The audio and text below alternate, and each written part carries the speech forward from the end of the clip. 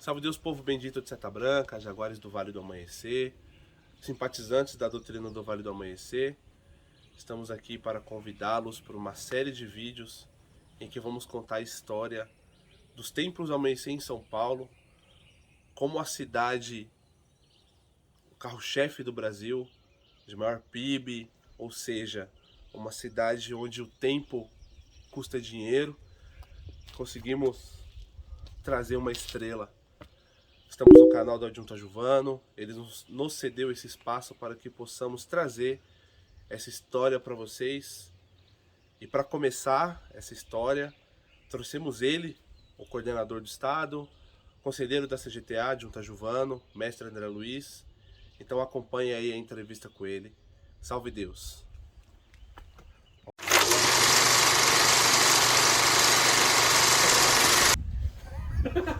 Vacilar é a câmera. E a estrela tá ali, a estrela tá ali na caçamba. É isso. Isso é aquela Se eu precisar usar o áudio, eu consigo juntar os dois. É. Salve Deus, jaguares do amanhecer. Estamos hoje aqui com Adjunto Ajuvano, mestre André Luiz, particularmente meu adjunto, conselheiro da CGTA, presidente do Amanhecer de Itapecerica e um dos idealizadores, ou o maior, da estrela, que logo vocês vão ver ao fundo. Hoje a gente conseguiu um tempinho da agenda dele para ele falar um pouquinho com a gente. Amanhã são 2 anos de estrela, dia 15 de novembro. Hoje é dia 14 de novembro de 2021 para registro, é um domingo, o dia tá lindo aqui em Itapecerica. Então, eu vou deixar o senhor aqui sozinho e vou perguntar lá de trás, tá bom? André, acho que a gente pode começar do começo e falar como é que o senhor chegou no Vale. 1975, eu saí de Salvador e fui para Brasília, para casa da minha tia, e de lá fui até o Vale do Amanhecer e conheci o Vale aí, 1975. E o que o Vale modificou na sua vida? Porque em 75 a tia Neiva estava viva. Eu tinha 14 anos. O que isso modificou no seu coração, mesmo um menino? Bom, primeiro foi o primeiro encontro com ela, né? Quando eu a vi, que eu olhei nos olhos dela, os olhos negros, penetrantes, tive até medo, né, digamos assim. Porque 14 anos a gente está numa idade de adolescência, fazendo muita besteira, e a clarividência dela era notável. Então, cada vez que eu falava com ela, eu baixava a cabeça, porque não conseguia encarar a nossa mãe. Ela me fez algumas perguntas a respeito do meu tio sanguíneo, que eu chamo de pai, que é o Brandão. Ainda está vivo, está lá no Templo Mãe ainda. Salve Deus. E ela estava me perguntando sobre o meu primo, que tinha acabado de falecer, fazendo algumas perguntas. E ali eu fui tendo esse primeiro contato, esse primeiro encontro. Depois fui passar nas entidades, fui convidado a desenvolver. Então daí se descortinou toda uma história, uma estratégia, que culminou com o meu emplacamento feito pela tia Neiva. No meu emplacamento eu tive um fenômeno com ela, porque era uma fila de jaguares, né, muito, muito grande, e ela estava numa mesa, estava sentada numa mesa, emplacando um por um. Na minha visão, porque isso parece um sonho, né, eu contando agora, parece que eu estava flutuando. Na minha visão, ela passava muito rápido por cada uma das pessoas. E quando chegou a minha vez, ela demorou. Ela me deu a princesa Janaína e me deu uma frase que foi marcante durante toda a minha vida missionária. E nessa frase, que eu não vou repetir aqui, porque é muito pessoal, ela dizia sobre essa obra no futuro. Salve Deus. Ela falava sobre essa obra. E aquilo para mim foi muito orgulho. Eu saí daquele transe, daquele emplacamento, e fiquei meio assim de lado, falei, uau, ela só falava princesa para todo mundo, e para mim ela falou um pouco mais, né? Então deu meio que um pouquinho de orgulho. Aí eu fui voltando pro corpo, digamos assim, e percebi que não era bem assim. Na realidade ela falava com todo mundo, né? Mas era um fenômeno. Foi o meu primeiro fenômeno com a tia Neiva. Aparentemente ela não falava com ninguém, só falou comigo. Mas eu pude perceber que, na realidade, aquilo era coisa do meu foro íntimo. Ela estava falando com todo mundo, ela estava deixando emanação de amor para todo mundo ali. Você tinha 14 anos. 14 anos. Mais tarde, em 1992, mais ou menos, alguns anos para frente, eu já era um missionário da estrada e estava em São Paulo. Instrutor de centúria? Ou... Viajador, né, levando doutrina para tudo quanto era lugar. E uma entidade me chamou nos tronos para me dar uma mensagem. Eu vou falar logo a história, porque senão vai ficar para depois e eu posso esquecer. E essa entidade se identificou como Pai Serafim. Aí eu já estava entrando no carro, já tinha ligado o carro. Foi Santana de Parnaíba, certo? Santana de Parnaíba. Já estava me deslocando de volta para Brasília, porque eu morava em Brasília, mas era missionário em São Paulo. Então a cada 15 dias eu saía de Brasília e vinha cumprir a minha missão aqui. 1.000 quilômetros. Bate e volta, 2.000. 15 em 15 dias. 4.000 quilômetros por mês. Fora Campo Grande e outros lugares que a gente ia também. E aí o mestre falou, mestre André, não vai embora, o Pai Serafim quer falar com você. Aí eu desliguei o carro, saí e fui até o trono. Botei as minhas duas mãos em pé do lado de fora e o Pai Serafim, o suposto Pai Serafim, falou, meu filho, sente aqui. Aí eu sentei. E o Pai Serafim repetiu a frase que a tia Neiva tinha me dado no emplacamento. Uma frase enorme, uma frase que nem a minha esposa sabe, eu não conto, eu não falo essa frase para ninguém. Não fala, porque eu já conheço a história. E quando o Pai Serafim falou, ele falou e disse assim, você já sabe quem está aqui? Então foi o outro fenômeno que tira da gente qualquer dúvida da existência da mediunidade ou da assistência da clarividente mesmo depois de desencarnada. Agora, o senhor falou sobre viajar, ser desbravador. Quando isso começou e como foi, seu coração foi tocado para essa missão de viajar? O senhor já ia para Campo Grande, vinha para São Paulo, e entre outros lugares? Em 1985, bom, eu iniciei em 76 e fui até 85, quando a tia desencarnou, convivendo com ela no Templo Mãe, mas só iniciado. Eu não deslanchei na doutrina. E a mensagem dela dizia isso. Ela falava para mim, meu filho, este ainda não é o seu momento. A mensagem começava assim, né? O seu momento vai ser no futuro, quando... Ali. Entendeu? Aí, 1976, quando eu iniciei, janeiro de 76, até 1985, quando ela desencarnou, eu fazia o Templo Mãe. Eu ia para o Templo Mãe, manipulava, né? O que era muito louvável da minha parte, porque eu era um jovem, e o jovem não tem muito compromisso com responsabilidade. Ele vai... Né? Eu ia porque eu saía leve. Se alguém me perguntasse naquele instante, por que você vai para o Vale? Olha, eu vou para uma festa, eu vou para a escola, eu trabalho, eu faço... E parece que quando eu chego no final de semana eu estou carregado, eu estou pesado. Então eu ia para o Templo Mãe, manipulava nos tronos, nunca quis me envolver muito com as coisas da doutrina. Eu entrava, mesa, trono, cura, junção, indução, linha de passe. Linha de passe normalmente eu passava, né? Porque naquele tempo, depois que me orientaram que não deveríamos passar, porque eu estava trabalhando, eu era um trabalhador, não era paciente. Salve Deus. E sentava no farol da mesa, participava de alguma defumação, vestia minha roupa e voltava para casa. Leve como uma pluma. Então foram quase 10 anos, foram 9 anos. Eu poderia dizer 10 anos, porque foi até o desencarne dela em novembro de 85. Aí eu me mudei para o Valparaíso, conheci o templo Olibã e passei a manipular lá. Aí começou a minha jornada de viagens, inicialmente por Goiás, Cabeceiras de Goiás, que são mais ou menos 200 quilômetros lá do Céu Azul. Depois o Donato assumiu Costa Rica, no Mato Grosso do Sul, em 86, 87. Eu não vou lembrar bem o ano precisamente, mas foi nessa faixa. Tinha o quê? 2 anos que a tia tinha partido. E eu entrei para o continente Olibã. Foi aí que eu fui agregado ao Olibã. Na minha centúria veio a falange de cruzada, que tem tudo a ver com as cruzadas, né? E eu me identifiquei realmente na estrada. Então eu amava fazer doutrina. E fui conquistando, porque eu chegava nos templos Olibã, onde eu ia, e sentia o respeito, o carinho, aquele abraço fraterno daqueles irmãos quando eu chegava. Então, desde muito cedo eu aprendi a chegar num lugar e respeitar o lugar, respeitar as diferenças, respeitar as carências, né? Eu ia para cabeceiras, não tinha lugar para dormir, não tinha comida direito, e eu me adequava.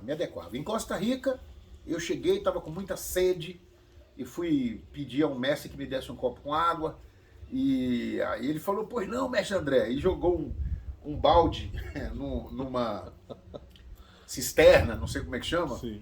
e puxou e jogou no copo de vidro, né? Eu ainda via do outro lado, não dava para ver do outro lado. E me deu com aquela alegria, né? E eu acostumado a tomar água mineral, né? Então, aquilo foi muito impactante. Costa Rica me ensinou demais. Um mestre que ele era fanho, então o apelido dele era Pantaná, porque na hora de fazer o Obatalá, ele fazia, ó Pantaná, ó Pantaná. Então a gente fez um trocadilho com o Mato Grosso do Sul, que tem o Pantanal, então o apelido dele era Pantaná. Não foi eu que coloquei, não. Já cheguei lá e já encontrei com esse apelido. O mestre Pantaná falou para mim, mestre André, para mim vai ser um orgulho se eu dormir na minha casa. Aí eu fui com a Tiana dormir na casa dele. E ele foi dormir na casa da mãe, da avó, da tia, porque ele ia me dar a casa dele. E quando eu cheguei lá, as paredes da casa dele eram tiras de borracha, de pneu, na horizontal e na vertical, com jornal no meio, né? Então foi um grande ensinamento. Ali eu vi que eu estava no exército do Pai Seta Branca, que eu tinha que me adequar, e aprendi muito. Tenho um carinho muito grande por Costa Rica. Hoje o presidente lá é o mestre Balano, adjunto Balano, e Fabiano, mestre Fabiano, tendo passado pelo Bercó, pelo Gessé, pelo Martins, foram muitos que foram presidentes lá, e criou uma amizade muito grande ali, eu, minha ninfa, nessa grande manipulação. Ali eu descobri realmente a minha capacidade de estrada. Logo depois, um ano depois, 2 anos depois, o Donato abriu em Campo Grande e me chamou para ser o vice-presidente de Campo Grande. Isso em que ano, mais ou E menos? vamos botar aí 88. Aí eu aceitei e comecei a fazer a viagem de São Paulo, de Brasília para Campo Grande. Dava 1.200 quilômetros. Todo mês eu ia, uma vez por mês. Todo mês. E naquela época não tinham bênção do ministro, não tinham essas... Não, era a benção do pai. Bênção do Pai Seta Branca. E como Eu não você tinha- fazia para conciliar a sua vida com as viagens? era bem Porque complexo. você é um cara que fez faculdade, estudou, não sei se tinha clínica de matemática, mas sempre Tinha. trabalhou prestando serviço para outras empresas. Como era conciliar família, trabalho, vale com viagens? Dá para fazer. Foi um período em que eu escutava muito sobre o equilíbrio dos 3 reinos da nossa natureza, né? E eu tive que descobrir, porque era bem difícil, né? Não tinha dinheiro fácil, Na época ainda, na época, né? não até hoje, Não, mas- mas a gente tinha os compromissos de outras vidas que dependiam de nós, né? Salve Deus. Então eu era o dono de uma empresa chamada Curso Básico, naquela época. Até esse dia eu recebi um áudio, O áudio, salve de Deus. de um aluno, né? Foi muito bom ouvir aquilo. Não por outros motivos, mas para você ver que valeu a pena, né? Uhum. E em 87 eu fui trabalhar no BRB, que é um banco estadual, hoje é o patrocinador do Flamengo, como se fosse o Banespa, o Banerj no Rio de Janeiro, o Baneb na Bahia. E fui trabalhei por 1 ano na contabilidade e pedi para me mudarem para o setor de treinamento, porque eu era professor e eu entendi que eu podia ser mais útil ao banco trabalhando com treinamento. Eles aceitaram e aí eu juntei o útil ao agradável. Passei a viajar o Brasil inteiro, dando aulas de matemática, que é a minha profissão, matemática financeira.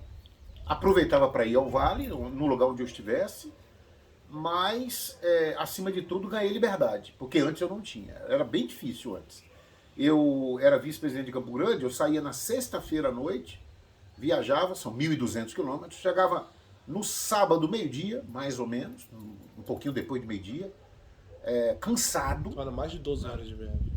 1.200 quilômetros não dava uma média de 100 por hora, não. ainda A estrada mais- muito ruim, Uhum. estrada ali do Mato Grosso. Os carros da época também. Não ia de ônibus, porque não dava para conciliar, tinha que ser de carro, botava jaguarada dentro e aí ia intercalando, né?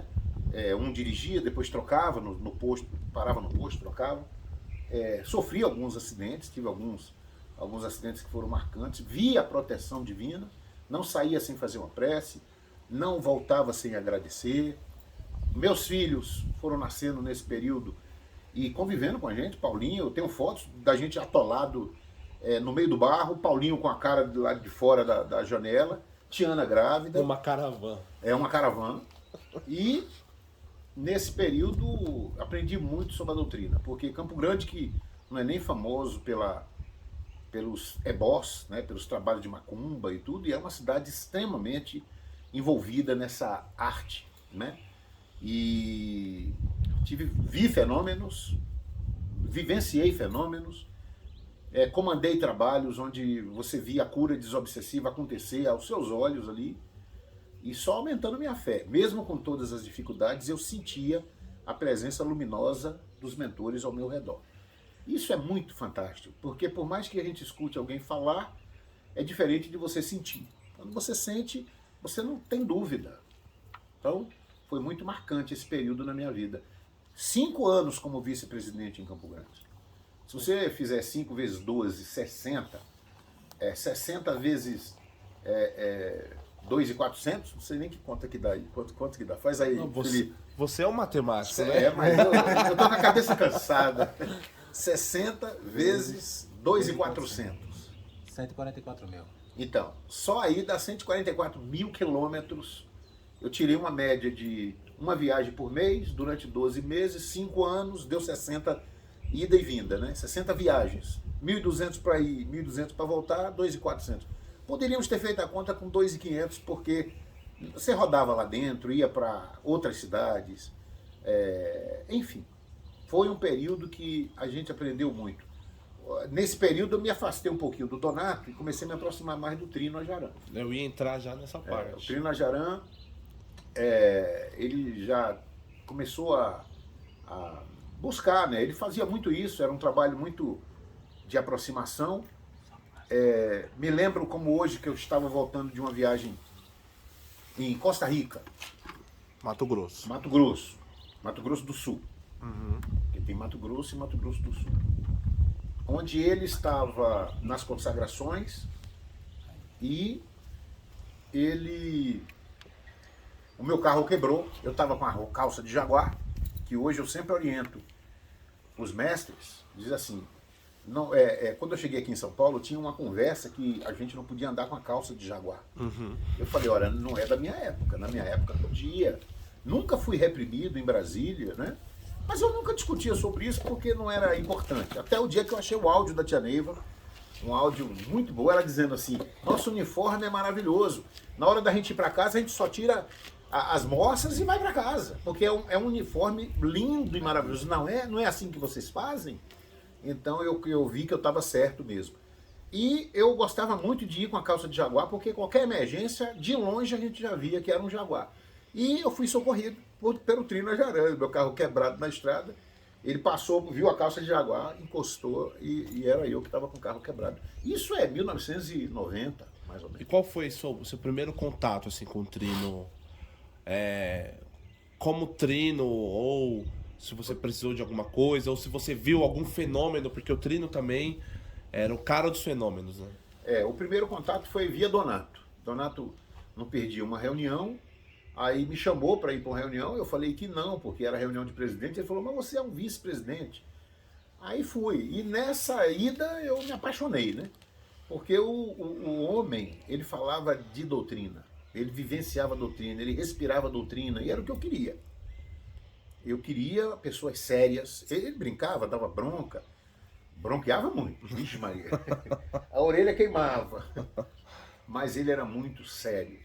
Muito sério. E essa aproximação veio via Donato. Eu devo isso ao Donato. E o Trino, ele viu uma luz. Aí teve uma reunião de presidentes. Não sei se o Valdivino vai assistir essa reunião, mas ele me chamou para abrir a reunião. Eu era vice-presidente, Oliban, e depois da reunião, depois de 3 horas, 4 horas de reuniões, ele chamou o Valdivino, que também trabalhava com o Donato, também era um vice-presidente, acho que do Céu Azul. Eu era vice de Campo Grande, o Valdivino era vice do Céu Azul. E ele chamou o Valdivino para encerrar a reunião. Então, quando terminou, o Valdivino me abraçou e disse, nós dois estamos Estamos com tudo, hein? Porque o Oliban encaixou no Ajaran. Depois disso, ele me chamou para compor algumas comissões. Teve o primeiro curso de Centúria, dado pelo Bálsamo. Primeiro. Ele me chamou para participar. Eu não queria, porque eu sabia que eu ia ter que abandonar minha missão como vice-presidente. Eu gostava muito de dar assistência aos templos. E ele falou, não, você vai continuar dando assistência aos templos, só que agora como instrutor de Centúria. Eu não gostei muito da ideia, não, mas era uma oportunidade. Você, missionário, não escolhe, né? Ainda mais o Trino falando, ainda mais né? o Trino, eu falei, vou dar uma chance para ver se é isso mesmo. Porque eu sempre soube o que eu queria. É complicado falar sobre isso. Se eu sei o que eu quero, eu vou trabalhar naquilo. Só que aí vem um contraste. Missionário, ele não trabalha no que ele quer, ele trabalha no que precisa. E precisava. E naquela época só tinha um instrutor de Centúria, que era o Silvério. Inclusive, quem levava o Silvério em algumas viagens era eu. Botava ele no carro. Ele dava Centúria em Campo Grande. Como é que eu fazia? Botava no meu carro e eu levava. Costa Rica, eu levava. Então, quando ele me chamou para ser instrutor de Centúria, minha referência era o Silvério. Eu falei, não quero não. O Silvério dorme na rodoviária. O Silvério não tem vida, não, eu tenho família, eu tenho trabalho, eu tenho a empresa. Aí eu falei isso para ele, eu falei, não quero. Inclusive não era com o Beto, era com o Nestor. Foi um período de 9 anos que eu fiquei com o Nestor. Mas meio que fiquei com o Nestor, mas com o Beto. Eu estava emprestado só ali quando eu tratava com o Nestor era de Centúria. Minha relação sempre foi com o Beto. Então a sua relação com o Trino Araquém não era muito forte. Não. E nesse período... Mas foi marcante também. Imagino, era um Trino também. Mas eu vejo, né, você falando do Trino com muito carinho e com muito... O Trino Ajaran era meu pai, né? E ali tem uma frase na Estrela falando sobre a honra. E aí, vamos entrar no âmbito mais pessoal. André Luiz e Gilberto. Como isso surgiu? Como essa união? É porque a gente vê nos vídeos também o Trino com muito carinho com você. O jeito que ele falava. Como surge isso? Ou se isso é uma coisa espiritual? Eu acredito que sim. Que é coisa de missão, né? A gente não teve nenhuma revelação da clarividente. Eu não tive.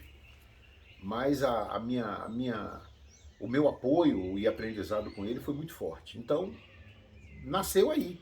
Começou com a Centúria, eu participei das aulas, o Bálsamo deu as aulas, eu gravei, porque naquela época eu era que tinha o gravador. Então eu era um gravador americano que eu tinha conseguido de um aluno. Aí eu gravei todas as aulas. Hoje essas aulas circulam, já foram convertidas para um arquivo digital, né? MP3, mas inicialmente elas foram desse período, um período que eu ganhei muito de aprendizado. E ali o Trino Ajaran, ele tinha uma visão, né? Visão de missionário. Ele falou, esse cara é missionário, então me abraçou. Laçou. E eu senti o carinho do paterno e começou a me ensinar sobre coisas, né? Então naquele período eu vim com muitos conceitos definidos na minha cabeça, que eu aprendi no âmbito Oliban, né? Então, com o Trino, sem ele nunca ter falado nada do meu adjunto, nunca me colocou contra o meu adjunto, mas ele me dava uma outra visão daquele ponto de vista. Então eu tinha um ponto de vista com uma visão só.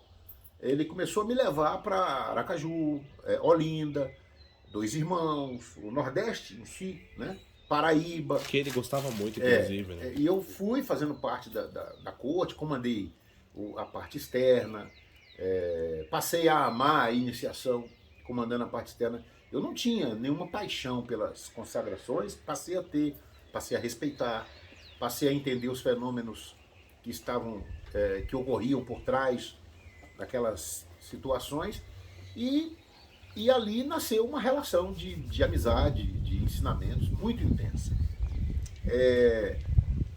E aí ele me chamou para ser um coordenador. Ele falou, eu gostaria que você fosse um coordenador Ajaran. Que ano?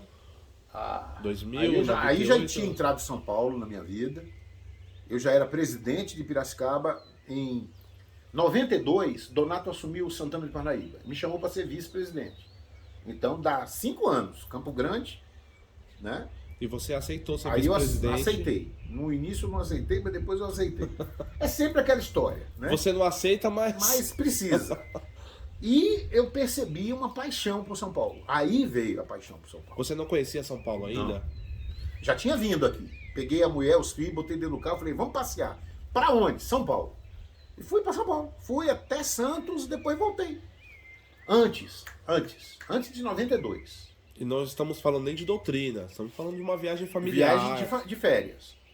Quando o Donato me chamou para assumir Santana de Parnaíba, eu disse, Donato, eu vou, te ajudo, mas não quero assumir não, eu vou ficar em Campo Grande. Campo Grande foi sua paixão, minha paixão, né? O primeiro, né? Aí, quando eu cheguei aqui, eu me encantei. Conheci o Ismael, nos tornamos amicíssimos.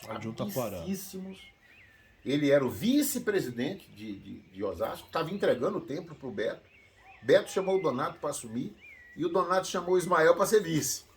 Aí ficou sem sentido. Eu falei, ele não vai aceitar, pô. Ele era o presidente, ele não era vice-presidente, ele era o presidente. Só que todo o povo que ele formava não ficava com ele, ia para o Aluxan, porque não existiam os ministros. Isso que eu ia perguntar, viu? Em 96. Né? Ele era colocado na chamada oficial assim, Ismael, presidente de Osasco, Ismael, ministro, representante, Aluxan. Porque não existia o nome Apuarã. Aí, quando ele aceitou, me ganhou. Porque eu falei, pô, o cara que aceita sair de presidente para vice é maluco. E ainda mudar a sua raiz, né? Porque ele era um Aluxan. Não, ele não mudou a raiz. Não, mudar a raiz eu digo assim, ele era Aluxan. Mudar o comando. Aí muda o comando. Continua Aluxan. Mas muda o comando, mas passou a prestar contas pro Oliban. Pro Poliban, que aí é outro continente. Aí ficamos nessa amizade, foram 5 anos de convívio, aprendi muito com ele, com certeza ensinei também muito para ele. Com certeza. E aí teve um fenômeno. Esse fenômeno vale o registro. Salve Deus. Eu fui para a inauguração de Cuiabá. Eu fui para a inauguração do templo de Cuiabá. Lembra o ano? Ah. Mente de matemática. Vamos dizer, 92 mais 5, 96. Não, inaugurou Piracicaba 96, 95. Então, 95. E um ano depois o Trino teve aqui em Santana de Parnaíba, certo? Ou foi 2 anos depois? 97 o Trino teve aqui. 97. Mas em 95 eu fui para Cuiabá. Com o Donato, eu era vice-presidente de Santana de Parnaíba. E ali eu decidi sair. Eu falei, eu vou sair. Isso você estava com o Campo Grande também. Vou voltar para Campo Grande. Campo Grande, o vice-presidente de Campo Grande tinha desencarnado. Era um camarada, Luiz, eu não lembro o primeiro nome, Washington Luiz, não. Eu esqueci agora o primeiro nome dele. Mas aí eu falei, Donato, depois que eu saí de Campo Grande e o rapaz desencarnou, que eu não lembro agora o nome dele, não teve mais vice-presidente lá, parou. Tá meio parado. Pô, Donato, eu queria voltar para Campo Grande. Aí, beleza. Só que o Donato, ele sempre foi muito místico, né? Essas coisas ele dizia, vou perguntar pro Pai Seta Branca. Aí está indo para Benção, vou perguntar pro Pai Seta Branca. Aí, quando o Pai Seta Branca chegou, a gente perguntou, eu que perguntei, eu falei, meu pai, eu e o adjunto já decidimos que eu estou voltando para Campo Grande. E o Pai Seta Branca pegou na minha mão, ficou uns 20 segundos que pareciam uma eternidade, batendo assim na minha mão, 20 segundos. Aí ele pegou, só que, vou botar aí 20 minutos, né? Aí ele pegou a palhinha, botou na minha mão e disse, Campo Grande, sua origem, São Paulo, sua missão. Salve Deus. Fechou minha mão e dispensou. Eu saí assim, é uma pancada que você leva, porque eu tinha feito planos. O Donato falou, eu vou tal dia, dou voz de prisão, você vai tal dia, comando o Arabê. Eu já tinha traçado todos os planos. Mas... Salve Deus. Então, em 95 você é alertado pelo Pai Seta Branca da sua missão. Eu digo alertado porque você tem a escolha, né? Você tem o livre-arbítrio. Graças a Deus você aceitou. Então você começa a vir para São Paulo, já vinha como vice? Não, eu já vinha. Eu me mantive, só que eu saí da vice-presidência e assumi um templo, virei adjunto. Piracicaba. Primeiro templo adjuvando, Piracicaba. Quando você vira presidente em 96. 96. Aí Aí, meu amigo... Aí tem outra história bonita envolvendo o Ismael, né? Na realidade, eu escolhi Itapecerica da Serra. Eu escolhi o templo de Itapecerica da Serra. Não, desculpe, deixa eu corrigir. Eu escolhi o templo de Osasco. Pedi permissão ao... Não, mas espera aí, explica direitinho. O que estava em projeção? Porque Itapecerica... Não tinha, não. Esquece Itapecerica. Esquece. Era Osasco. Osasco. Eu pedi permissão para abrir um templo. Todos os lugares onde eu ia, em todos os instantes, a espiritualidade dizendo: meu filho, sua missão, sua missão, sua missão. E aí eu fui buscar onde que seria, porque eu não tinha noção de onde que seria. Eu estava pronto para servir, mas não importava onde. Aí todo mundo falou: André, não tem templo em Osasco, a gente está sem templo em Osasco. Eu falei: beleza, vou abrir em Osasco. Aí pedi permissão para quem de direito. O Trina Jarão autorizou, Donato autorizou, porque o Donato era o presidente de Santana de Parnaíba. Nós íamos abrir mais um templo, né? E para quem não é de São Paulo, Osasco e Santana de Parnaíba é relativamente perto. Isso. Mas São Paulo tudo é monstruoso, né? São comunidades que conseguiriam, com certeza, sobreviver individualmente. Então eu parti, juntei o pessoal e fui até o Ismael. Falei: Ismael, você gosta de ser vice, né? Queria te convidar para ser vice-presidente do templo de Osasco, que eu vou abrir o templo. Ele falou: olha, André, eu estou indo para a bênção em Niterói, eu vou, participo, converso com o Pai Santa Branca e te dou a resposta tal dia, no dia da bênção que vai ter em Santana. Eu disse: beleza. Quando eu voltei, falei com ele: e aí, Ismael, vai ser meu vice? Ele falou: não. O Pai Santa Branca falou que nosso povo está chegando. Aí eu fiquei um pouco entristecido, porque eu estava contando com ele. Você tinha um laço de amizade muito forte. Muito forte. Falei: mas tudo bem, você vai ser feliz e eu vou ser feliz. E onde que você vai abrir o templo? Aí que ele falou: Itapecerica da Serra. Aí a minha cabeça matemática foi raciocinar na falta de lógica. Eu moro em Brasília, vou rodar 1000 quilômetros para abrir um templo em Osasco. E ele mora em Osasco. Na época eu não sabia onde é que ficava Itapecerica, pensei que era 500 quilômetros de distância. E vai rodar 500 quilômetros para abrir um templo? Não faz sentido para mim. Então eu vou perguntar se ele quer abrir Osasco. Vou perguntar. Torcendo para ele dizer que não queria, né? Mas eu senti que eu tinha que fazer isso, né? Não fazia sentido. Ia ficar ilógico. Aí eu fui perguntar para ele: Ismael, olha, não é que eu não quero. Eu lembro como hoje, né? Antes de fazer a pergunta, não é que eu não queira, eu quero abrir Osasco, né? Mas não faz sentido. Mas você mora lá. Você mora em Osasco. Eu estava na casa dele, em Osasco. Octales. Jardim Baronesa. Jardim Octales, não sei o que lá. Então, Ismael, eu quero saber, se eu abrir mão de Osasco, você aceita ser o presidente de Osasco? Aí ele começou a chorar. A resposta dele foi chorando, aí nos abraçamos. E eu ali abri mão de Osasco. E foi aí que eu fui abrir em Piracicaba, porque alguém falou pro Donato, eu não fui para Piracicaba, alguém falou pro Donato, Tomé falou: Donato, eu quero abrir, tem que abrir um templo aqui. Aí o Donato me chamou, falou: André, me chamaram para abrir um templo em Piracicaba, mas eu não quero ir para lá. Já que você está em projeção de abrir um templo, por que não vai para Piracicaba? Aí eu fui. E nisso já tinha o ministro Giovana. Já.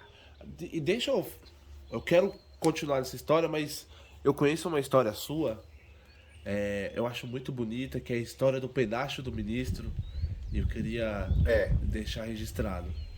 Bom, se eu abrir Piracicaba em 96, vamos dizer que essa história comece ali por volta de 91, 90. Me chamaram para ir para a inauguração do templo de São João da Aliança. O mestre Júlio era o presidente. Eu fui com o Donato, né? Fomos e tal. E quando chegou lá, eu fui trabalhar com Mãe Calaça. Mãe Calaça. E todo mundo que passava na Mãe Calaça saía chorando. E eram mensagens lindas, edificantes, de esperança. Todo mundo saía renovado dali. E eu chorava muito, porque a emoção tomou muito conta de mim. Eu estava sentado do lado da Mãe Calaça, a pessoa vinha, passava, ouvia a mensagem, saía chorando e eu chorava junto. Foram mais ou menos 5 pessoas, eu já não tinha mais lágrima para soltar, né? Aí na quinta pessoa, deu um branco lá, não veio ninguém, aí eu falei com a Mãe Calaça: Mãe Calaça, em nome de nosso Senhor Jesus Cristo, que coisa linda é essa que a senhora está trazendo para esse povo, né? Muita emoção. Aí ela me respondeu: meu filho, não sou eu não, é o seu ministro. O seu ministro está aqui entre nós dois, quer dizer, no meio, e toca nas pessoas com o seu penacho. Então eu desabei de emoção, fiquei muito feliz. Eu já tinha quase que a visão do ministro dentro de mim. Do ministro não sabia o nome. Não sabia o nome, isso que eu ia falar Mas, agora. mas é como se fosse assim, o que antecedia ele era o Penacho. A assinatura dele era o Penacho. Em 96, quando eu parti para a abertura do templo, eu conversei com o Vilela. Eu falei, Vilela, eu estou partindo para a missão e gostaria de ter a imagem do ministro Adjuvando, meu ministro, para levar para o templo. Ele falou, André, vem aí, faz uma escalada com a Tiana e eu vou pintar o ministro Adjuvando. E nessa hora eu fiquei na dúvida se eu deveria falar para ele dessa história de São João da Aliança ou não, né? E pensei e achei por bem não falar, Graças porque a Deus. eu afetaria, com certeza afetaria o artista, né? O médium. Talvez você se... Eu acho que... Eu influenciaria. Talvez eu acho que aí teria um outro fenômeno. Você se influenciaria. Eu Porque eu acho que você poderia ficar com dúvida. Eu preferi não falar nada. Eu falei, bom, eu confio na espiritualidade, eu confio nas pessoas, né? E fiz a escalada. Quando foi à noite, depois da entrega das energias, eu fui até o ateliê dele e fui receber a imagem do ministro Adjuvando. E o Vilela falou assim para mim, ô figura esquisita, não dá para entender se isso é um penacho ou se não é. Aí eu dei um pulo do outro lado, porque eu tinha certeza plena que era o penacho dele, porque era a assinatura dele, né? Essa história é maravilhosa. E ali foi um encanto. E aí eu acho que também é o primeiro impacto com o Vilela também, assim, de... Não, eu era muito, muito amigo do Vilela, sempre fui. Sempre muito. foi. Conversávamos muito, trocávamos muita arte. Nessa época, eu era fotógrafo, eu tinha uma câmera, uma câmera profissional, tinha uma grande angular, tinha uma câmera de uma lupa, foi muito caro, eu comprei, fiz e eu fazia as imagens. Tem até uma imagem do Pai Seta Branca que circula nos templos. Na época era chamada de foto oficial do Pai Seta Branca, dos templos. E eu ganhei muito bônus. Porque royalties.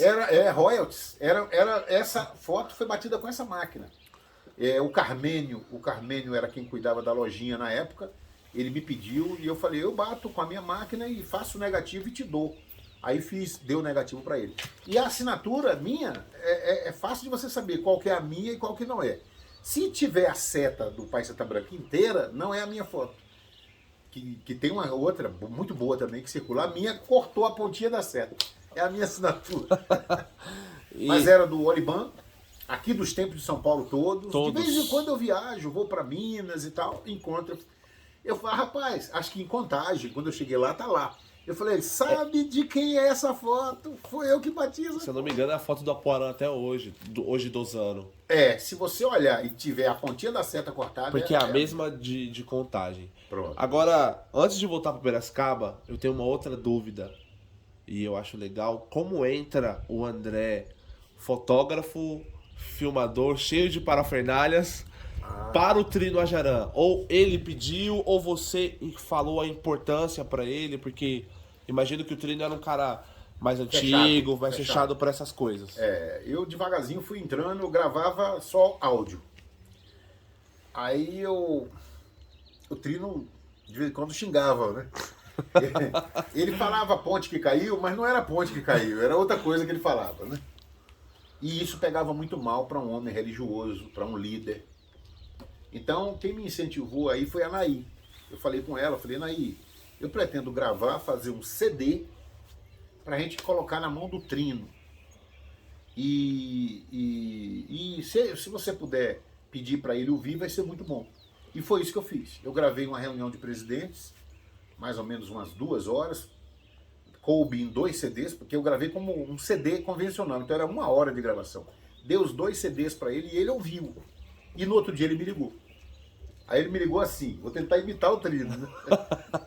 Meu filho, fala Trino, salve Deus. Meu filho, aquele ali falando sou eu mesmo? Eu falei, Trino, é o senhor mesmo. Meu filho, tem como cortar aquilo que eu falo? Aí eu falei, tem, Trino. A edição que a gente colocou para os presidentes, ela foi editada, mas aquele DVD, aquele CD que eu entreguei para o senhor é na íntegra. Não tem corte. Aí ele me pediu, a partir dali, ele me pediu para gravar, porque também falavam lá no Templo Mãe que ele tinha falado muita coisa que ele não tinha falado. Então ele passou a ter um documento. Tanto que no dia seguinte, de uma segunda reunião, alguém chegou para ele e falou: olha, disseram para o Nestor que você falou isso, isso e isso. Ele falou: pede para o André a cópia da reunião para a gente entregar para o Nestor, porque eu não falei isso. E foi feito. E a partir daí, ele falou: cadê o André com as parafernálias? Porque aí eu fui me equipando. Eu comprei câmera, que eu não tinha, eu só gravava áudio, aí passei a gravar vídeo. Imagina o trambolho que era pra gravar um áudio, né? Isso em 90 e... Não tinha digital, não gravava com celular. Eu tive que comprar um gravadorzinho e depois para gravar o áudio, se a reunião era 2 horas, eu levava 2 horas convertendo para digital. Gravação de rolo e tal. Uau. Então foi complicando. Mas à medida que foi inovando, eu fui também comprando coisas novas. Eu sempre fui muito envolvido com tecnologia, né? Sim. Eu sempre fui muito envolvido. Então, foi aí que surgiu os Estados Unidos na minha vida também. Nós já vamos chegar nos Estados Unidos. Então, aí eu falo da tecnologia. Mas eu comprei aquelas luminárias, né? O Trino, inclusive, reclamava. Pô, isso bate no meu olho. Eu digo: mas tá muito escuro. Aí eu tinha meu jeitinho com ele, né? E ele não começava a reunião enquanto eu não chegava. Então, nesses anos todos, até praticamente o desencarne dele, eu tenho... Deve estar faltando uma reunião que eu não participei. Todas as outras eu tenho gravado. Eu vi o seu acervo e é fantástico. Eu tenho fantástico. até preciso de ajuda até para converter algumas fitas. Depois a gente vai conversar para poder... Sim. Tem muita coisa boa, né? Tem muita coisa boa. Tem muita coisa boa. E esse é o momento. A gente precisa desse momento. Então, voltamos para Piracicaba e aí a gente fica com a dúvida, eu particularmente, são 900 quilômetros. Mas aí você... De Piracicaba para 1.900. Brasília. Não. De Piracicaba para Brasília, Isso. 900. 900 quilômetros. Porque Piracicaba está antes de São Paulo. Isso que eu ia falar para quem não é de São Paulo, né? Que Brasília está vai aqui, ver. Piracicaba está aqui e São Paulo está aqui. São Paulo, Então eu fazia até aqui, 900. É uns 400 quilômetros Piracicaba de São Paulo? Não chega nem Não, isso, 100. né? 100. É perto de Campinas. 180, né? É porque se eu viesse de Brasília direto para São Paulo, eu faria isso aqui. Eu não entro para Piracicaba. Então, dá 1.000 quilômetros. Então, de São Paulo para Brasília. Quais foram os aprendizados em Piracicaba, os fenômenos e como você conviveu com Piracicaba morando em Brasília ainda? Piracicaba eu fui de 96 até aqui. Eu passei depois que eu era presidente daqui. 2015. Não, foi 2015, acho que foi. Acho que foi 2015 que eu vi que eu não ia dar conta. Eu já era presidente de São quase 20 Itapecerica. anos. Não, 2015? É 2015. Ah, sim, de 96 para 2015. 96 foi 19 anos. Foram 19 anos. Pode-se dizer 20 anos como presidente lá. E ali nasceu o Povo Ajudando, só que nessa brincadeira, de Piracicaba até 2015, quando veio Itapecerica, nesse meio foram 14 templos. Né? 14 templos. Que aí com Piracicaba eu abri depois Salto, que hoje o presidente é o Eduardo Hortolândia, Salto, Hortolândia, Campinas. Fui presidente de Santana de Parnaíba. Então você desbravou, digamos... Vale do Ribeira, Pariquera. Interior de São Paulo todinho. Todo. Serrana. Entendi. Estados Unidos, que ainda não chegamos lá. Não chegamos nos Estados Unidos ainda, mas acho que a gente já pode falar. Porque aí a gente já tá ali entre 96 e 2000. Você era coordenador do Estado de São Paulo já ou não? Em Piracicaba, tivemos alguns fenômenos. Primeiro, eu tinha que ir para Piracicaba e era bem complicado para eu vir. Se eu não tivesse ninguém para vir comigo, eu tinha que vir sozinho no carro. Então eu falei, poxa vida, se eu tivesse uma linha de ônibus... Isso até falando agora eu fico pensando, né? Muita pretensão da minha parte. Se eu tivesse uma linha de ônibus que me levasse até lá, aí a Real Expresso lança linha de ônibus para Piracicaba. Falei, cara, que legal. E eu pegava o ônibus às 18 horas, 20 horas, e chegava às 6 da manhã do sábado em Piracicaba. Fiz muitas vezes essa linha, só eu e o motorista. Porque só tinha você. Quem Só eu ia e pra o Piracicaba? Aí eles mudaram, eles botaram de Brasília a Osasco via Piracicaba. Mudou um pouquinho, aumentou e tal, mas aí eu dizia, cara, mas compensa pra vocês me levarem pra Piracicaba no ônibus? Aí o cara dizia, não, é porque é assim, pra ganhar a linha tem que brigar, né? Então, muito legal. Numa dessas viagens, eu cheguei no tempo de Piracicaba e não tinha ninguém. Eu fiquei muito aborrecido, muito chateado. Porque você andava 900 quilômetros, chegava lá, não quilômetros. tinha ninguém. O pessoal ia chegar se arrastando na hora de começar o trabalho. Então isso me deixou muito chateado. E aí eu tinha um diálogo com alguém, que eu não tenho nem a pretensão de dizer quem era, mas talvez fosse o ministro Adjuvante. E eu dizia, estou muito chateado. Aí essa voz dentro da minha cabeça dizia, por que você está chateado, meu filho? Aí eu dizia, poxa, o povo não está lá. Eu estou viajando 900 quilômetros e o povo não está lá. Aí a voz dizia, ué, meu filho, o que você quer?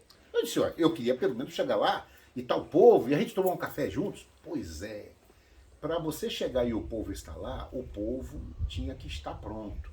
E se o povo estivesse pronto, eu não precisaria de você. Aí eu dizia, uau, isso era eu comigo mesmo. Mas com certeza tinha alguém ali se comunicando comigo, me orientando, né?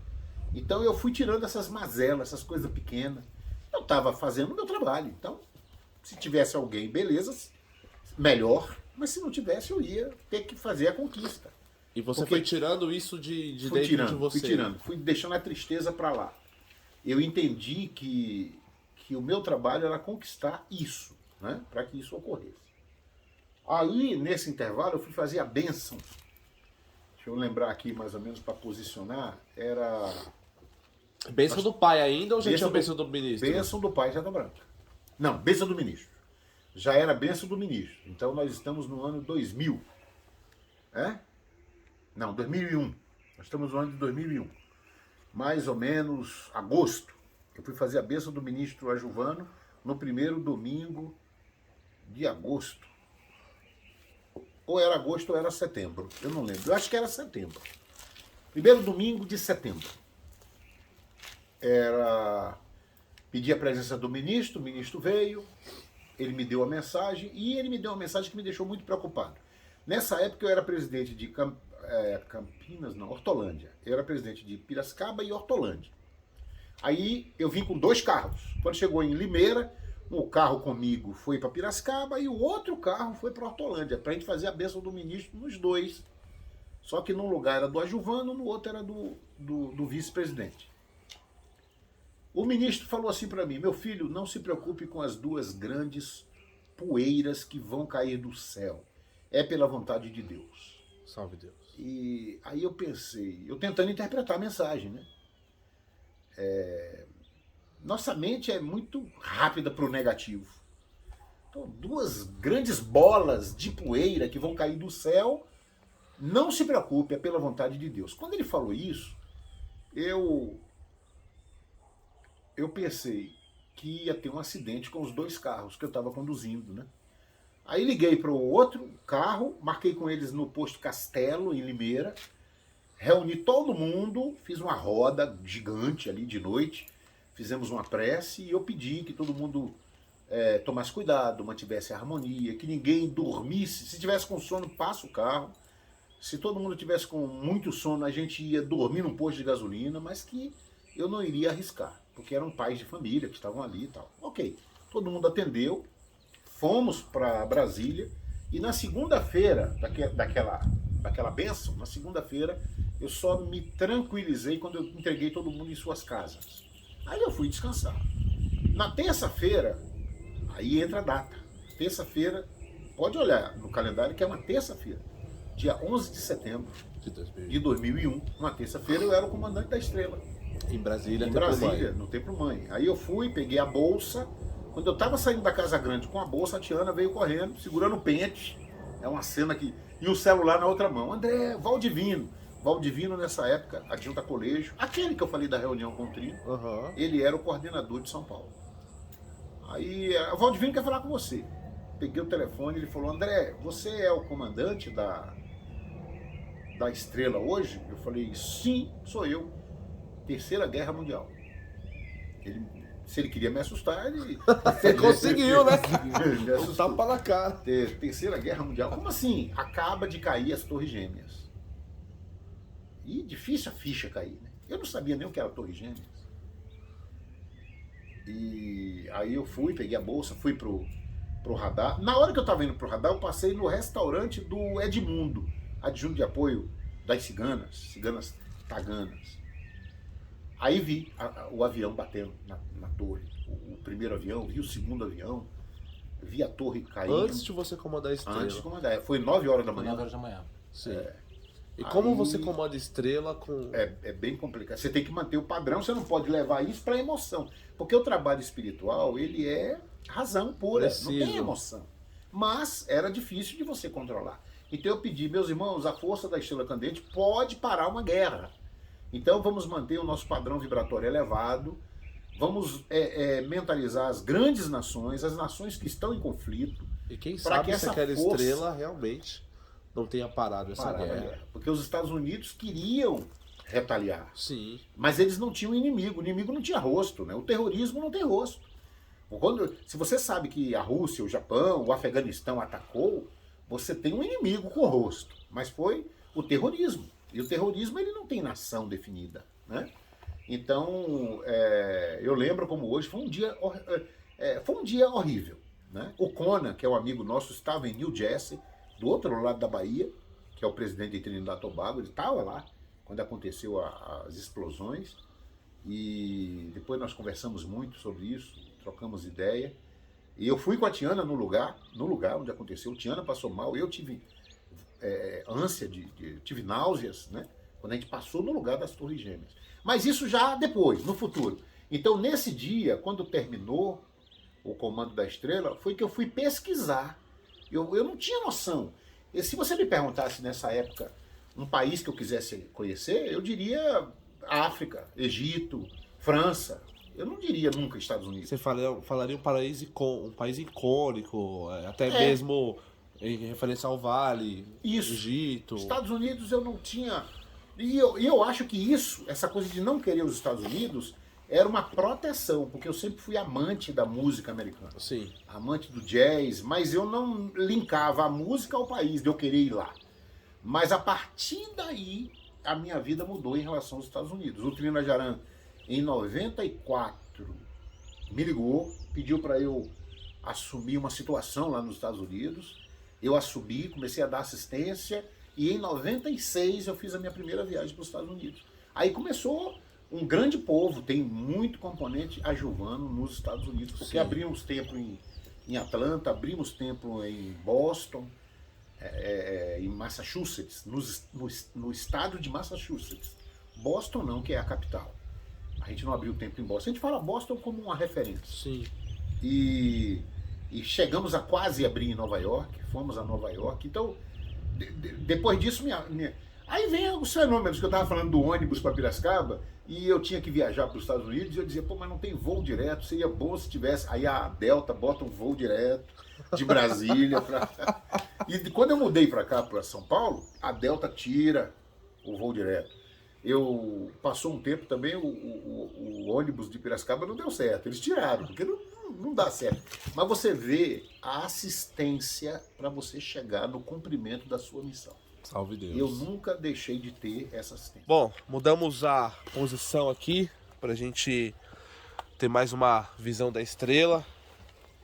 E começávamos a falar sobre os Estados Unidos, que você, como para quem te conhece bem, né, como a gente aqui, você é o nosso adjunto, é muito icônico os Estados Unidos, né?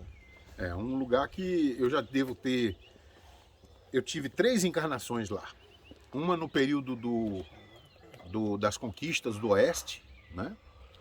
Outra, com certeza, na época da guerra, envolvendo a música, envolvendo a Segunda Guerra Mundial, e outra que eu não sei bem em que período, no Alasca. Isso é coisa minha.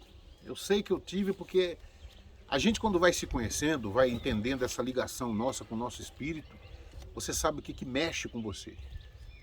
Né? Então eu tenho convicção dessas encarnações nesses lugares. Não tenho muita convicção com Angical, por exemplo. Não tenho. Participo, trabalho, manipulo, ajudo, mas não tenho um link com o Angical. Então, é bacana isso, você se conhecer. Mas Estados Unidos foi um impacto.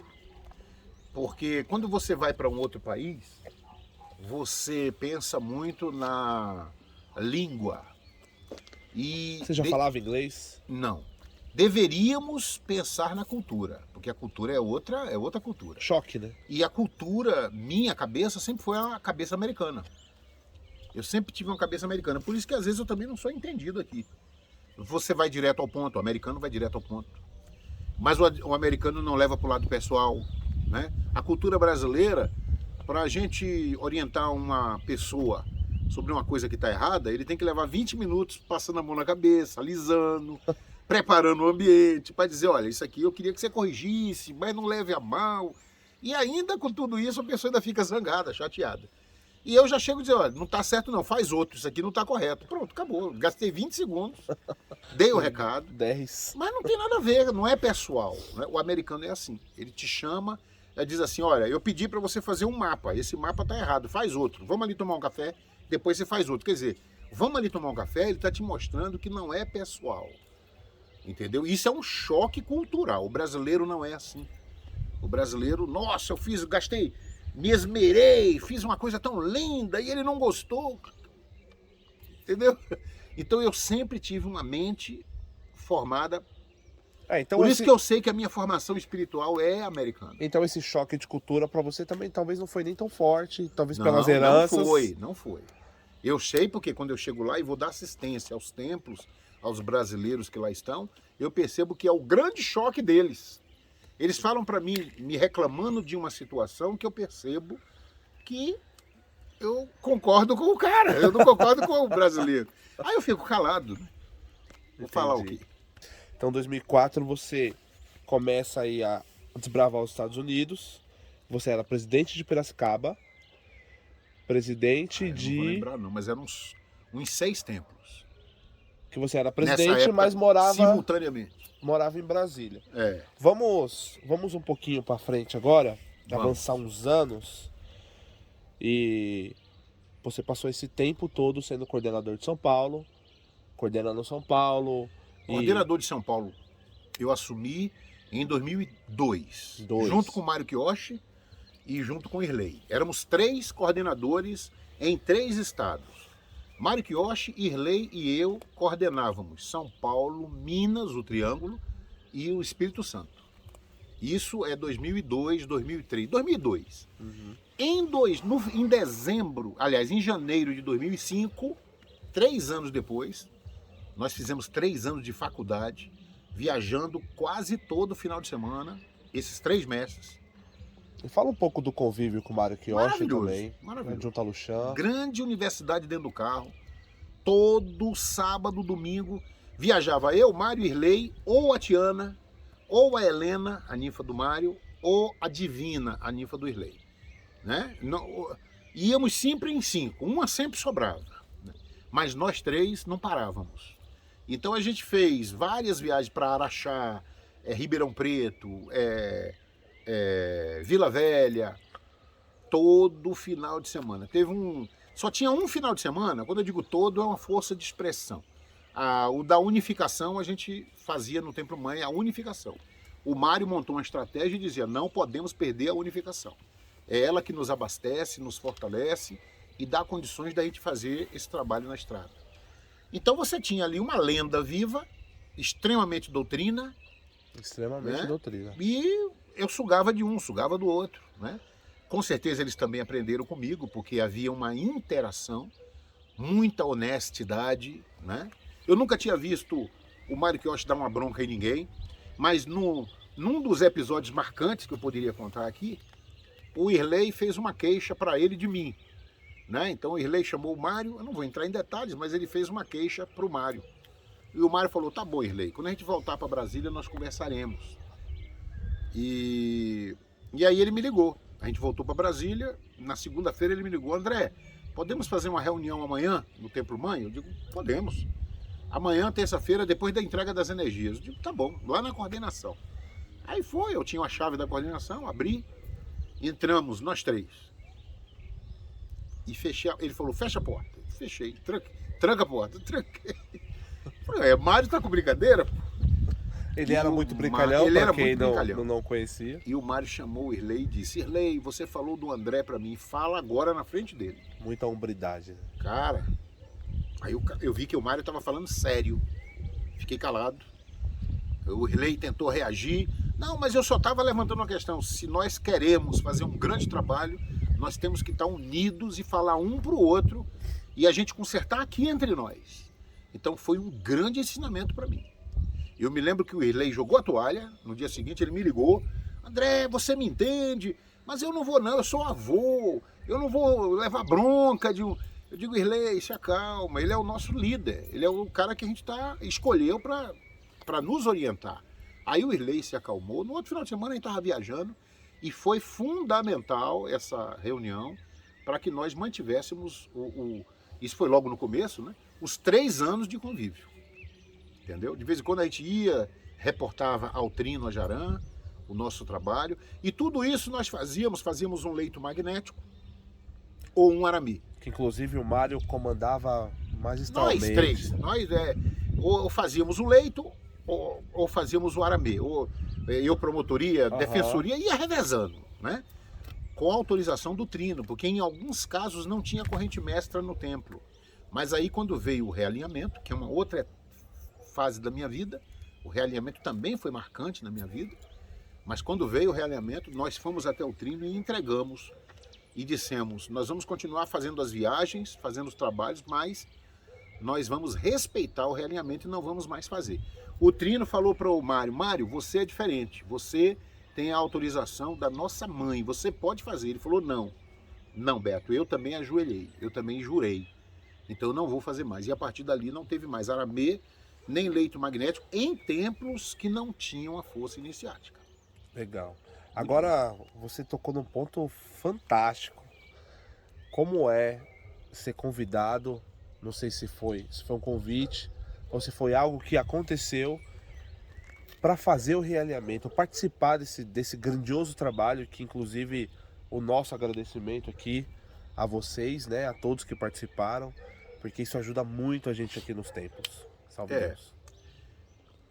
O realinhamento começou assim. O Trino perguntou para um de nós, talvez tenha sido até para o Ramalho, que foi o meu parceiro, perguntou, pode ter ninfa-sol no farol? Aí o Ramalho respondeu, no templo mãe não, mas nos templos externos podem. E o Trino Ajaran, ele sempre teve uma visão de crescimento que era difícil acompanhar ele. Então, quando ele falava uma coisa, a gente tinha que mastigar aquilo para poder entender o que ele queria dizer. E ele dizia, mas não tem diferença do templo mãe para o templo do amanhecer. É o mesmo templo, não pode ter uma mesa no templo mãe e outra mesa em Osasco ou em Itapecerica. Então eu não quero. Nós temos que alinhar as leis do amanhecer. Não existe a lei do templo mãe e a lei dos templos externos. No templo externo pode. Corrente mestra abre que horas? Abre às 10 horas da manhã, mas no templo externo pode abrir às 19. Quantas vezes nós abrimos a corrente mestra em Santana de Parnaíba às 19 horas? Né? Aí quando ele falou isso, ele disse, André, na realidade, ele me chamou e chamou o Ramalho para a gente fazer a composição, né? Digitar, corrigir, etc. E era só para os templos do amanhecer. Aí o Bálsamo foi para essa reunião e o Beto falou, Bálsamo, eu quero te convidar para nos conduzir o realinhamento. O André e o Ramalho vão ceder o lugar para você, eles vão te auxiliar. O Bálsamo não aceitou, na época ele já estava um pouco querendo se mudar, ele depois se mudou para Pirapora e até desencarnar. E o Trino Araquém que não participou fisicamente, mas gostou da ideia e passou a revisar. Então nos ajudou também. Então realmente foi um grande momento. Aí o Trino chamou os presidentes, os instrutores de centúria, coordenadores, e as reuniões eram feitas debatendo cada tema. Eu diria que o grande ensinamento do realinhamento não é o realinhamento pronto. Quando você pega o realinhamento pronto, você tem que seguir, você não pode discutir mais. Ah, linfa-sol no farol, vamos discutir. Não, porque já foi discutido. Ah, eu queria que liberasse. Não tem como liberar, porque nós já discutimos. E na discussão é que vem o grande aprendizado. Naqueles debates que cada um dava uma opinião, o outro dizia, não, tia Neiva falou isso. Até que a gente chegava num consenso, digitávamos e depois nós ajoelhamos e juramos seguir aquele realinhamento. Então eu diria que hoje um adjunto ele não pode pensar em mudar, porque é como se ele traísse o próprio juramento. Acabo de receber o livro de leis e chaves da ritualística do amanhecer e juro segui-lo a bem do povo que Deus me confiou. E se um dia as forças me faltarem, devolverei honrosamente o meu compromisso de adjunto presidente. Foi isso que nós juramos. E assinamos esse juramento fazendo a nossa emissão. Então hoje, de vez em quando, um presidente me chama e diz, mestre, eu queria que o Conselho de Arcanos avaliasse a possibilidade de colocar ninfa no farol. Não faz sentido. Dentro do ensinamento da honra que o Trino Ajarã nos deu, nós debatemos enquanto tínhamos oportunidade. Todo mundo que era contra deu a opinião, quem era a favor deu a opinião. Em conjunto decidimos o que está escrito. Nos ajoelhamos e juramos seguir o que está escrito. Agora que o Trino desencarnou, é como uma traição. Mas não é nem uma traição ao Trino, é uma traição a mim mesmo. Eu estou me traindo. Né? Então, isso é honra. Quem não pode com pote não carrega rodilha. Frase Se você não icônica. pode, vote, seja um bom primeiro estágio, até você ter o quórum para poder você partir para uma corrente mestra. Mas tendo uma corrente mestra, vamos seguir o que está definido como uma lei. Então, depois do realinhamento, que eu imagino que deve ter sido um grande desafio para vocês, homens, né? E aí vem... Já vamos entrar em São Paulo, né? Porque eu imagino uma vida feita, filhos adultos já, tudo caminhando, acredito que bem na sua vida, e você decide vir morar na maior cidade do Brasil, 98% do PIB, sair de Brasília. Como foi essa mudança de chave? Rapaz, você deita na cama e não consegue dormir porque tem uma missão te chamando, você não pensa duas vezes. Já estava muito claro para mim que a missão estava em São Paulo. Já estávamos começando com a ideia da estrela. A ideia da estrela desde 2005. Quando eu assumi a coordenação sozinho, dia 15 de janeiro de 2005, Dia uma 15 de reunião, janeiro é um dia... uma 15, reunião, né? lá em Osasco. Eu falei, gente, minha missão é trazer a Estrela Candente para São Paulo. Mas eu preciso unir os presidentes como uma grande família.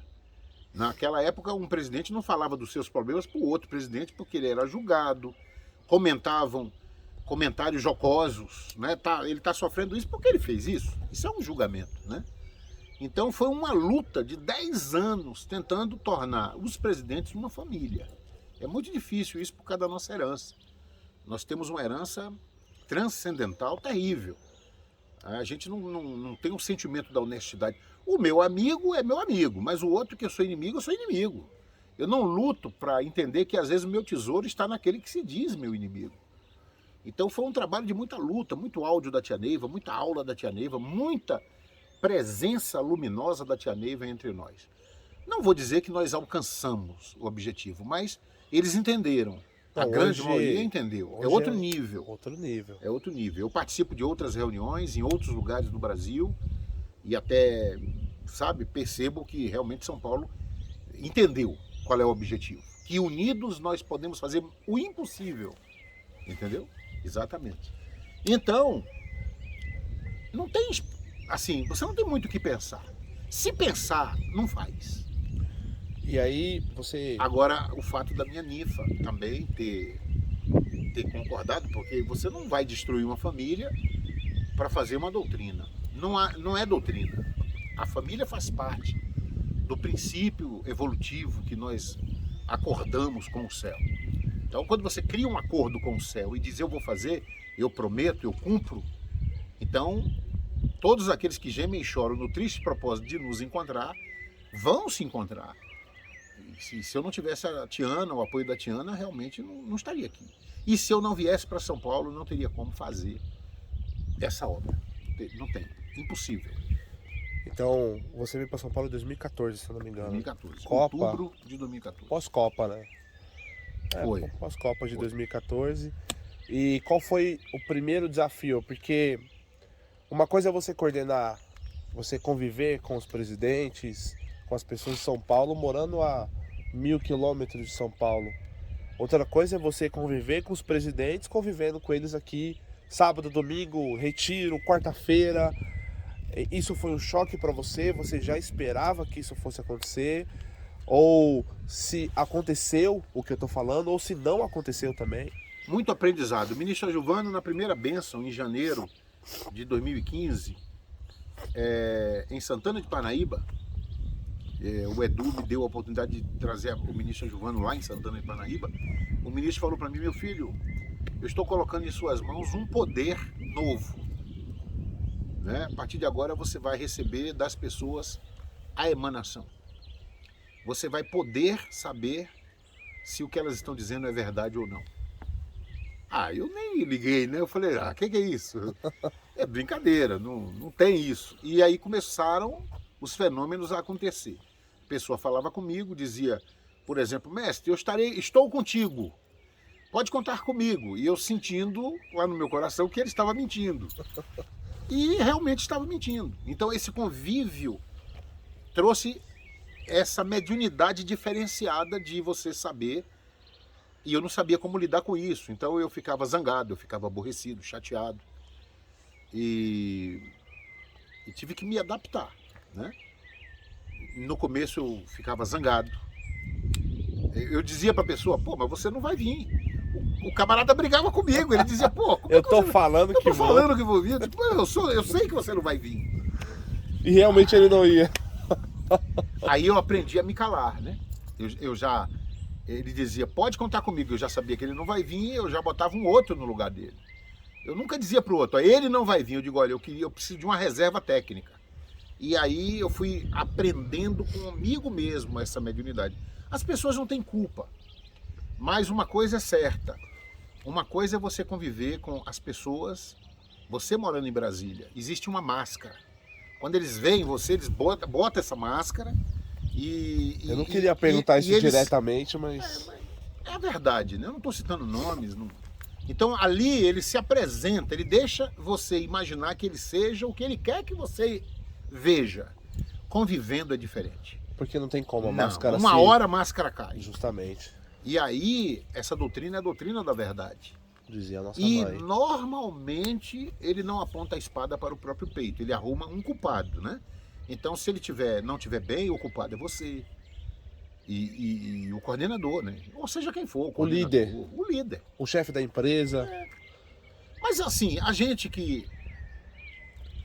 Eu não sei como falar isso, porque às vezes pode parecer uma pretensão, mas é como se fosse o seguinte. É uma realidade. Você precisa aprender a trabalhar desta forma. Isto é uma realidade.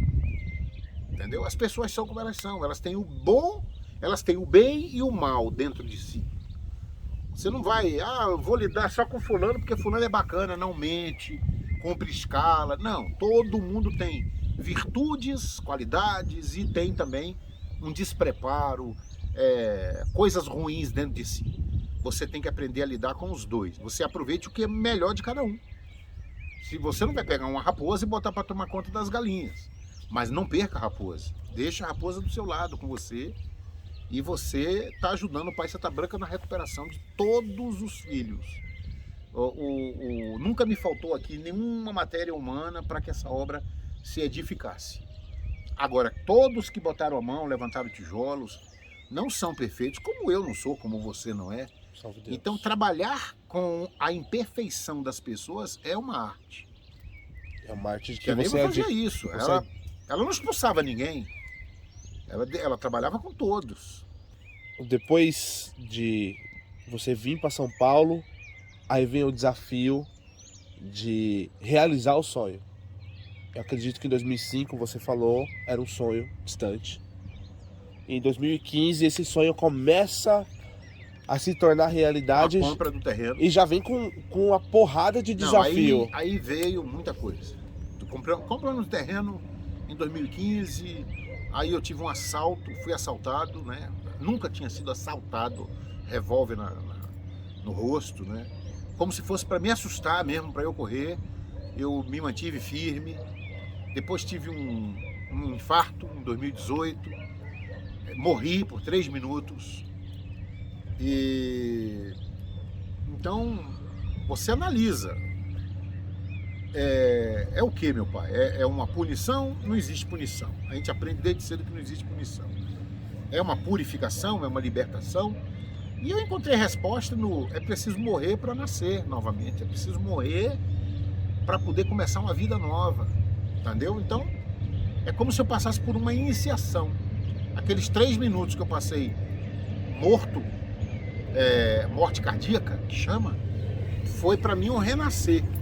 Então você passa a valorizar coisas na vida que antes você não valorizava. Então, a vida toma outro sentido para você. É isso aí. Então você compra o terreno e, por favor, deixe no registro a história da compra desse terreno, que é fantástica. Para mim é um fenômeno também. É fantástica. São tantas histórias. Quando você fala assim, deixa a história, eu digo qual delas? A história São da muitas. compra, que esse terreno aqui, ele é um terreno... Não, o trem. Essa é a marca registrada da Estrela. É. Olha que beleza, ó. Não tem Marca como você... registrada. Não tem como vir na Estrela e não conhecer o... Quem já esteve aqui tá com saudade, agora quer voltar, ó. Tem um cruzamento logo ali e eles são obrigados a buzinar. E é o dia inteiro, 24 horas. Só que a gente se acostuma, né? Faz parte do ninar. Nós dormimos ao som do trem. Bom, Então, a compra do terreno, esse terreno, ele não... A corretora não ia vender ele, porque ele estava com série de problemas, inclusive problemas judiciais. E mesmo assim, não sei se partiu de você querer vir, querer... o Eduardo Adilton Gafan ajudou muito. Agradeço também ao grupo dos 300. Olha, Se você for agradecer, você vai ser injusto com alguém. não é bom citar não, mas você, meu mestre, que ajudou de alguma forma com uma prece, devemos a você a compra desse terreno. Um homem só não faz esse trabalho, não faz a Estrela, não compra o terreno, não faz os trabalhos acontecerem. Isso aqui é da coletividade. É um templo a céu aberto. Eu não posso nem dizer que isso aqui é um templo ajuvano. E talvez o ministro ajuvano, sabendo disso, confiou a mim essa missão, porque sabe que eu tenho consciência plena. Não dá para dizer que isso aqui é um templo ajuvano, é um templo do Pai Seta Branca. Nenhum trabalho aqui pode acontecer com um povo só. Zé Luiz, eu conversei muito com o Zé Luiz e conversávamos inclusive muito sobre isso. O nome desse templo é Complexo Doutrinário do Estado de São Paulo. Você acha o alfinete daqui, digitando no Waze ou no Maps, Estrela Candente de São Paulo, joga o alfinete na porta. Ou seja, não é ajuvano do amanhecer, ainda que aqui seja o templo ajuvano, a base do povo ajuvano, mas ajuvano é todo o estado de São Paulo, é Estados Unidos, é Manaus, enfim, ajuvano é isso. Ajuvano e Pai Seta Branca são muito amigos um do outro. E a história realmente é linda. Quando a gente veio comprar, o preço do terreno era 1.300.000. Eu tive que deixar cheques assinados em branco. Isso em 2015, né? Viajei para Claro. os Estados Unidos, deixei na mão do Eduardo, ele fez uma consulta e tinha um embargo realmente que nos favoreceu, terminou nos favorecendo. E eu não vou entrar em detalhes, mas houve a mão da espiritualidade para que nós chegássemos até aqui. Na primeira vez que nós viemos, nós fizemos uma grande manipulação e todos incorporaram, inclusive a corretora. Ela Essa incorporou história. e o que é isso, meu Deus? Incorporou, deixou vir. Aí descobrimos a fonte de água, a mina d'água. Depois, conversando com o dono de um hotel que tem aqui na rua, que frequenta aqui como paciente. A 400 metros, A 400 metros, ele diz, olha André, o lado do hotel não tem água, mas o lado de cá, que é o lado da estrela, tem água. Água potável, água mineral, mina d'água. Então você vê que realmente o Pai Seta Branca é fabuloso, né? E ele estava aguardando esse lugar para que a gente chegasse. Eu agradeço a Deus a oportunidade, a confiança.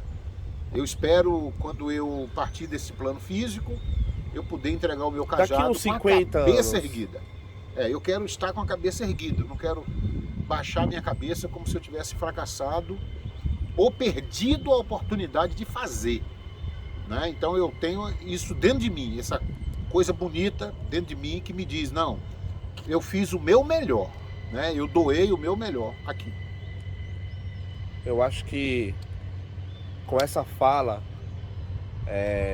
nós tiramos a lição nós sempre vemos o Senhor e vemos, eu falo nós porque estamos os devas aqui fazendo esse registro, sempre vemos o Senhor como um grande missionário, como um grande exemplo de perseverança, porque foram muitos conflitos para você chegar e vocês conseguem ver ao fundo. É maravilhoso, é lindo e está construído, edificado. E vem a pergunta, como é para o senhor em 2005 ter falado, praticamente profetizado a estrela de São Paulo, e hoje você vê a estrela uma realidade. Ontem realizamos uma estrela especial maravilhosa. Como o senhor vê isso?